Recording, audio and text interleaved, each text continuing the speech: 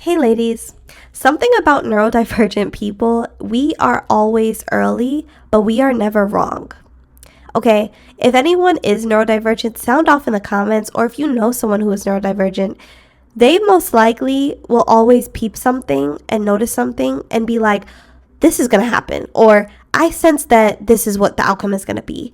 And they may be early, but they're not wrong. And that has been my experience as a neurodivergent girly, is that I will be able to pick up on people's patterns, people's weird behaviors, their tone, their body language. Like, I am able to read people really well just because of trauma. I mean, what else? Because I have this skill, it makes me a radar. Like, I can't turn it off, basically.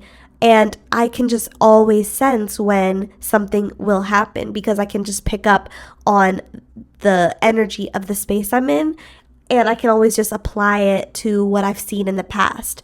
So if you're a neurodivergent individual, you need to have an ego, because odds are you see reality in a way that is more objectively clear. You can forecast and you can basically foreshadow events before they happen, because believe it or not, your brain is operating.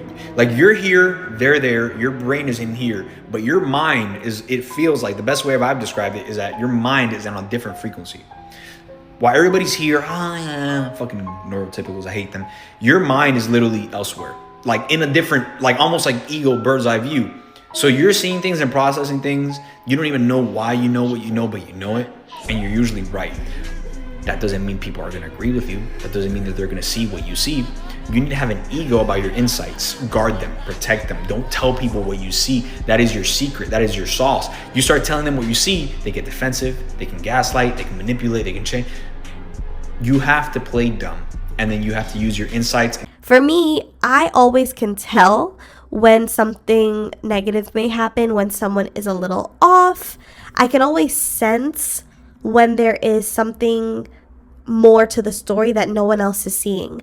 And it can be really frustrating when you're that person, because people will call you paranoid. They'll call you crazy. They'll say that you have trust issues. People will just look at you like, you always are looking for a problem, right? I know for a lot of women who are very discerning and intelligent, and maybe also neurodivergent, people can sometimes make you feel bad for spotting things very early on. Like, they'll almost be irritated with you that you can pick up on things that they can't, right? For example, I was at a concert a while ago, and I was with my friend, and there was this guy who was sort of standing to the back of us, and I immediately noticed his face. I noticed how he was scoping us out, trying to see what we were about, and it was uncomfortable. The stares were uncomfortable, and I knew that he was going to try to talk to one of us. So immediately I ignore the guy. But you know how men can be, ladies. When you look good and you're beautiful and you ignore them, they're like, "Ooh, yes, a challenge." It's almost like they get more excited because you don't look interested. So I immediately whispered to my friend, I was like, "Why is he staring at us?" And she looked and she's like, "He's staring? I don't think so." "Oh, I didn't notice." And I was like, "Yeah, he is. I don't know what's wrong with him." So, I'm not trying to make it weird or awkward, so I just let it fly. 5 minutes pass, he's getting closer. He's getting closer into our bubble. So then I'm like, "Why is he moving closer?" And she looks and she doesn't really say anything. But again, she's not noticing it. She's not picking up on it. I'm picking up on all the things. I'm picking up on the fact that he stared at us for a really long time when we first got there, and now he's closer, okay? Making us uncomfortable, basically. Time goes along. I end up getting really irritated because the guy is getting closer and closer to us, and I'm telling my friend, and she just kind of doesn't get it. So her response is, "Oh, I can't really tell that he's doing that, but you stand in front of me." She tells me stand in front of her so I cannot be close to him. I do that, fine. Then he's even closer. So this time I move us both away from him. What does he do? He ends up going around us to the other side, to our right, and stands there so he can have a better view of us. What ended up happening is a group of gay boys and this girl came up to us, and we started talking before the show started. And we were all just chatting and talking about work and stuff and where we're from. And in the corner of my eye, I see the guy trying to basically talk to some of the people in the group that we were chatting with. And my friend whispers to me and she goes, "Oh, look, now he's trying to talk to the group so he can get to us." And I said, "Wow, it took you 30 minutes to notice that?" Internally in my head, I'm just like, I've been picked up. I've been picked up on that. Why are you just now able to validate what I've been saying from the beginning? You know what I mean? Like, I hate being that person sometimes because it can be very annoying. I hate picking up on predatory behaviors of men, of women. And when I'm out in public with my friend or whoever, and I mention it to them, I can sometimes look like the person who just wants drama, or I can look like the person that just wants trouble because I'm picking up on something that they maybe don't notice yet or is not obvious to them. And yeah, it can definitely be frustrating because people will sometimes label you as problematic if they don't know you or if they don't love you. Let's be real. If people don't know you for real and they're in a social setting with you and you happen to pick up on something or you speak on something too soon and everyone else can't really see the vision or they can't get the picture like how you get the picture, you're going to look like a freak.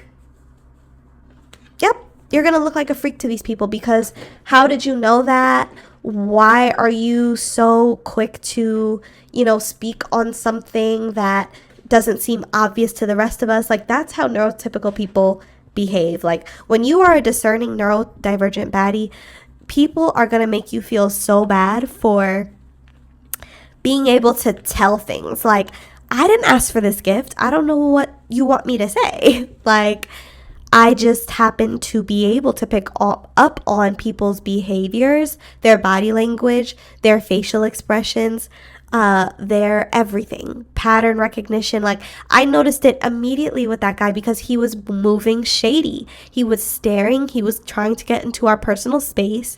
He was making me uncomfortable. And it just is always this thing with neurotypicals where they can never validate you until they have cold hard evidence, and I don't know what it is. I don't know if it's like a humbling thing where they don't want to tell you that you're right, or they don't want to tell you like, damn girl, like you knew, like, you know what I'm saying? You knew that he was weird. You knew that was some weird shit. It's almost like they can't really tell you that you were right because then that would mean that you have some type of gift. But that's what I'm here to tell you, ladies. A lot of neurodivergent women who are chosen ones, you do have gifts. You have spiritual gifts, and they're meant to protect you because for whatever reason, you came into this life being attacked, being traumatized, being brutalized, being mistreated, being taken advantage of. And so your armor is your discernment. Your armor is your clairsentient, meaning you can sense things before they happen, or you can sense things that other people can't, just energetically. And some people might say, oh, this is woo-woo, and oh, what is that? I mean, that sounds, that doesn't sound real. Well, I mean, if you can't relate, that's also fine. You know what I mean? But the girls who get it, get it. The girls who get it, get it. Your gifts are not always fair. They come with scrutiny. They come with public criticism.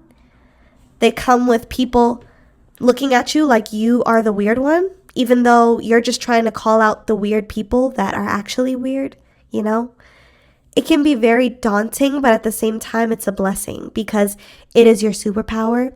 It is a way for you to protect yourself. It is a way for you to navigate this world effortlessly and for you to always remain above the BS, because people will always try to initiate you into BS. People are always going to try you. And so for me, I've just become very vigilant with how I protect myself. I don't like people staring at me. I don't like you trying to clock me. I don't like you trying to gather information and watch me for long periods of time before you approach me. Ew, get away. Like, there's things that I pick up on in public spaces that people do that will immediately turn me off from them and send up red flags. And I don't care if I look crazy to the people around me for calling it out. I'm just early. Because soon after that person comes around and they show their ass, then everyone's like, oh my God, you were right. Oh my God, that actually did sound weird. They actually were a weirdo. They actually were a hater. They actually were trying to sabotage. Oh wow, maybe we should start listening to our neurodivergent friends who have sensitivities to certain things. You know what I'm saying? Like, maybe we should all take a second to appreciate people with gifts instead of trying to make them feel like freaks for having sensitivities. That's just my thought. I don't know, ladies. You guys let me know your thoughts down below in the comment section. I'd love to hear what you think on this topic. I'll also be leaving my email in the description box so you can share your stories with me there as well. Have a lovely day, ladies.